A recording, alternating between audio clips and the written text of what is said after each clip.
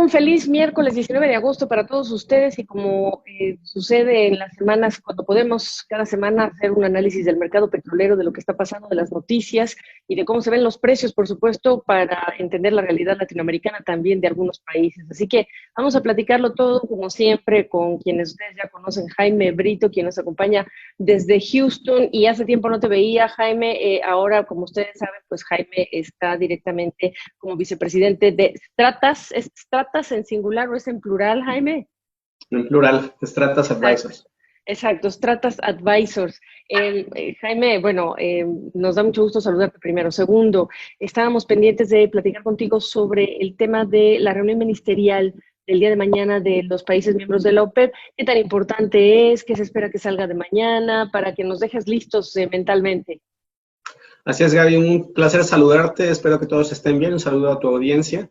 La reunión de mañana es relativamente tranquila desde el punto de vista histórico, es una reunión en donde no llega con sentimientos de enojo, de reclamo ningún país de manera fuerte. Mañana es una revisión simplemente de cómo se está llevando a cabo la implementación del acuerdo que se tuvo en abril. Y en este sentido, de manera histórica, comparando los últimos 25 años, al menos hay un gran porcentaje de cumplimiento del acuerdo. La mayoría de los países han estado recortando lo que deberían, o incluso un poco más. Y se calcula que en promedio hay un porcentaje de 95% en el cumplimiento del acuerdo. Entonces, en este sentido, es una reunión bastante tranquila, sin tanto estrés. Hay un enfoque en un par de países, que son Irak y Nigeria, los cuales han excedido la producción que deberían de haber tenido desde mayo. Sin embargo, ya estos países llegan con un preacuerdo, con una propuesta de que en los meses de aquí en adelante pueden ellos recortar de más lo que les correspondía, con el fin de rebalancear ese exceso de producción que han tenido los últimos 3 meses. Entonces, de Irak se le había pedido que recorte como 400,000 barriles por día, produjo un poco más. Nigeria se les pidió 180,000 barriles por día, me parece. Entonces, en este sentido, es una reunión como pocas en la OPEP, tranquila, una revisión que no va a tener nuevas en cuanto a noticias, en cuanto a recortes adicionales ni nada. Es un acuerdo nada más temporalmente de revisión únicamente, y en este sentido no creo que ninguna decisión ni anuncio a partir de mañana vaya a mover significativamente los precios, nada más una revisión normal. Entonces, Jaime, también preguntarte, tú sabes que estamos hablando de rebrotes en Estados Unidos, pero también este gran experimento de recuperar o reanudar parte de nuestra vida y algunos hábitos.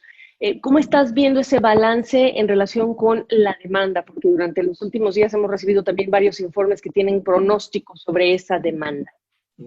Fíjate que de manera bastante interesante la demanda a nivel mundial no ha dejado de continuar recuperándose, a pesar de que algunas partes del mundo específicamente han tenido algunos rebrotes, algunos porcentajes importantes de nuevas infecciones. La demanda en sí a nivel global para todos los productos refinados sigue subiendo. En Estados Unidos específicamente, por ejemplo, el total de la demanda ya está acercándose al promedio de los últimos 5 años pre-COVID, lo cual te dice que para esta época del año de alto consumo, el hecho de que ya estemos casi recuperando niveles históricos es un indicativo de que no ha dejado de salir la gente de manejar, no han dejado de moverse bienes en trailers, etcétera. Y la demanda no solo de diésel, que ha estado fuerte en los últimos meses, sino también de gasolina, poco a poco se ha ido recuperando aquí en los Estados Unidos. A nivel internacional, la demanda en Asia sigue recuperándose también, con la única pequeña excepción de la India, que en cuestión de consumo global es bastante fuerte, bastante grande, y en algunas provincias específicas ha habido algunos rebrotes con algunas órdenes adicionales nuevas de quédate en casa. Pero fuera de eso, el resto de Asia, ya hemos visto los videos de China, por ejemplo, en un par de días atrás, de que ya se están recuperando las actividades normales, ¿no? Entonces, la gente está saliendo a manejar y está consumiendo. Te lo comentaba más temprano, Jaime, hablo de esto contigo cuando recién estoy reportando los informes trimestrales de tiendas como Walmart, el día de hoy de Target, que tuvo un trimestre histórico, y ahí estás dándote cuenta de la preferencia también del consumidor que tiene que ver con recoger las cosas afuera de la tienda, el curbside pickup, pero hay una gran parte también de lo que son las ventas en línea. Por ejemplo, Walmart, que pensábamos que no le hacía la competencia a Amazon y está haciéndole una competencia bastante honrosa. Reflejo de que el consumidor sigue usando el auto, sigue saliendo a recoger la mercancía, sigue manejando, pero también tienes, por ejemplo, el regreso a clases de los niños y muchos módulos son módulos en línea. Entonces, hay padres que no tienen que hacer ese recorrido. Y por eso te decía yo, ¿cómo se está viendo reflejada esta realidad, estos cambios de hábitos en relación con la demanda del tipo de combustible?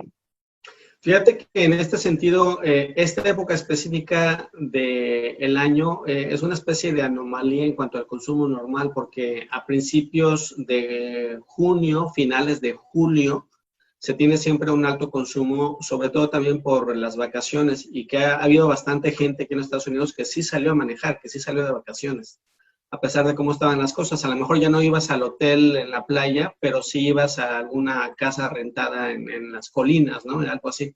Entonces sí hubo una gran actividad de manejo de gasolina aquí en este país en las últimas semanas, y estamos precisamente viendo a partir de mediados de agosto y en adelante cómo esta normalidad en cuanto a regresar a clases, regresar a actividades, va a pegarle de manera definitiva al consumo. Entonces, en resumen, si ha reducido la gente alguna actividad para ir al supermercado o para ir a la escuela, definitivamente se tiene que ver reflejado. Y es por eso que la demanda de gasolina aún está un 12 a un 15% debajo de lo normal. Pero a principios de la pandemia estábamos en 50% debajo de lo normal. Entonces, en este sentido, la recuperación sí ha sido bastante evidente. Y el combustible, por ejemplo, para los aviones, que también estás viendo ese gran experimento de los nuevos viajes o de los viajes, digo, yo viajé desde Estados Unidos acá a México, pues. Fíjate que ese es el gran pendiente por recuperarse. Tanto la gasolina como el diésel han estado bastante robustos en los últimos meses. Sin embargo, el combustible para aviones, la turbocina, ha tenido una recuperación todavía bastante leve, ¿no? Del volumen normal de demanda se cayó como un 85% y de eso se ha recuperado tal vez un 10%. Todavía le falta mucho trecho por recorrer. Sin embargo, a nivel global, la demanda total, el consumo de turbocina, de combustible para aviones, no es más allá del 6 o 7%. Entonces, en el peso específico de qué hace en cuanto a precios internacionales, en el balance realmente no tiene un gran peso como lo es el diésel, cuyo consumo es más allá del 40% a nivel mundial.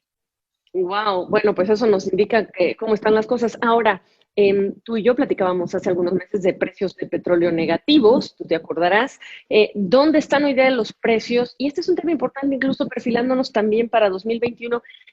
Déjame te hago la pregunta compuesta, porque los gobiernos, y tú lo decías hace rato, van a empezar pues, presupuestar cómo se ve el escenario. Y aquí lo que es importante es ver qué precio de petróleo resulta como referente, resulta un estimado más cercano a la realidad y por lo tanto ese presupuesto que entregan los gobiernos es realista con lo que está pasando. Fíjate que en este sentido los precios del crudo han tenido una evolución bastante interesante, al menos los últimos 2 meses. Hemos estado en un rango bastante constante.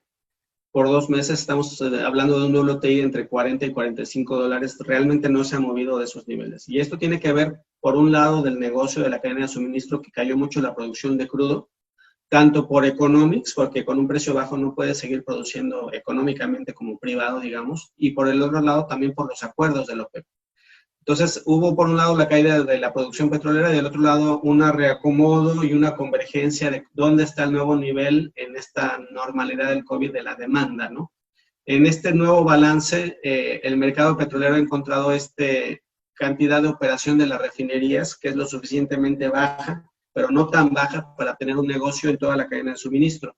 Y ha encontrado este nuevo equilibrio del precio del petróleo entre un 40 y 45 dólares por barril. Sin embargo, este precio se alcanzó hace más de 2 meses. La diferencia actualmente es que ya está mucho más fortalecido, más robusto y no tiene esa percepción o sentimiento de volatilidad que tenía hace 2 meses. Lo que te puedo decir es que los gobiernos o las empresas privadas que estén haciendo sus presupuestos para el 2021 van a tener esta seguridad del rango actual del precio de 40 a 45, que no debería moverse en teoría si no hay ya sea una caída más fuerte de la demanda o una caída más fuerte de la producción petrolera.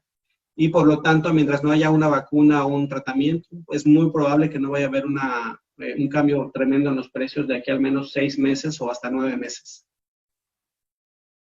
Jaime, me parece muy importante lo que nos estás diciendo. Ahora, Una parte que me interesa que nos platiques es qué está pasando con las refinerías en California, por ejemplo. Es un tema importantísimo y sobre todo para entender cómo se entiende el negocio de las refinerías hoy día en Estados Unidos.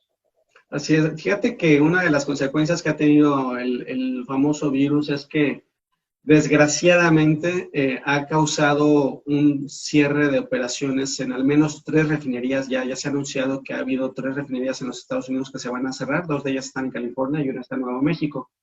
Las 3 corresponden al balance de la costa oeste, lo que le llamamos en el mercado petrolero el West Coast. Es bastante interesante porque lo que esperaba todo el mundo en el mercado internacional es que refinerías en Europa, sobre todo, o algunas en Asia, pudieran anunciar cierres de operaciones. Sin embargo, los cierres que hemos visto anunciados las últimas 3 semanas han sido en Estados Unidos, y lo interesante es que es en la costa oeste en donde el balance ha sido siempre muy apretado. Las refinerías de la costa oeste siempre han sido las suficientes para apenas surtir la demanda que hay allá. Esta zona de Estados Unidos siempre ha sido como una especie de isla, ha estado totalmente aislada y separada del resto del país. Han estado aislados de esta bonanza, de la fracturación hidráulica en los últimos años, etcétera. Y entonces, el hecho de que tú anuncies 3 cierres de refinerías en esta costa oeste va a ser en primer lugar que se incrementen mucho los precios a nivel local. Los consumidores que nos ven en California, desgraciadamente, van a tener que acostumbrarse a pagar tal vez un poco más por la gasolina y el diésel allá. Y déjame te freno ahí. Normalmente, ¿cuánto se paga en California por el combustible? Que es uno de los lugares caros. Es carísimo. Sí me ha tocado estar en Texas en niveles de 2.17 el galón, y llego a California y está en 3.20. Es bastante alto. Entonces sí se va a incrementar el precio, desgraciadamente, porque siempre ha sido un mercado muy balanceado y le quitas 3 producciones. Y en el otro sentido va a ser un mercado mucho más volátil. California, como cualquier otra región del mundo, normalmente en el año anuncia accidentes, incendios, inundaciones, eventos que detienen la operación de refinerías, y cuando esto pase va a subir muchísimo el precio en esa zona, lo cual va a incentivar que los exportadores de gasolina o diésel del Golfo puedan exportar bastante volumen hacia California. Aunque tengan que pasar por el canal de Panamá, el diferencial de precios va a ser tan alto que se incentiva el flujo.